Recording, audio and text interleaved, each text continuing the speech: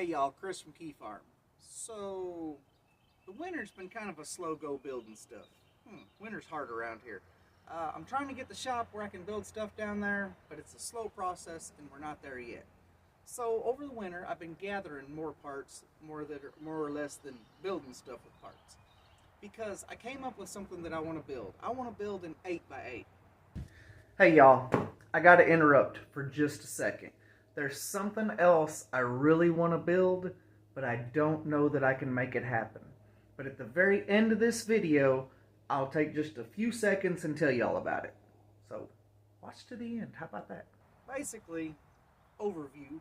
4 golf cart tires on this side, 4 golf cart tires on this side. All of these chained together. A Predator 212 on this side, a Predator 212 on this side, a brake on this side, a brake on this side, a throttle on each side. Drive it with sticks and pedals, and hey, we'll see what happens. I don't know if it's going to work, but I'm building it. But I'm building it one side at a time, mostly because of the cost of it. So check this out. While I'm gathering parts, I've always been intrigued with mini bikes and stuff like that, because when you're in this Predator 212 world, you see a lot of mini bikes and trikes, which is kind of a mini bike with, dual back wheels. So you run across a lot of that stuff, and I really like that stuff, but I've never owned anything like that. So, on the way to building my 8x8, I'm going to borrow some of the parts from that project, and I'm going to build a mini bike, but it's going to be a constant evolution of a mini bike. So, check this out. Alright, so I'm going to start out. Yes, it's Keyfarm, so of course my frame is starting out as a gate. I mean, what else could it be, the way I do things? So, at first I'm just going to start out with a typical, kind of a fat tire mini bike. I'm going to have one of those in front, one of those in back. They're pretty wide, they're golf cart tires. So, that's version number 1. Alright, so this is what I'd like to call version 2. They call this a trike. So, wide axle in the back, tire on each end, sprocket and brake in the middle, one tire up front, in a frame, kind of built around your Predator 212 with a seat kind of right there on top. So, let's call this version 2. Alright, so I hope you enjoyed version number 2. Here's version number 3, which is, everybody knows, 2 plus version 1 is version 3. So basically, all we do is put the rear wheel back on for version 1 and keep the 2 for version 3.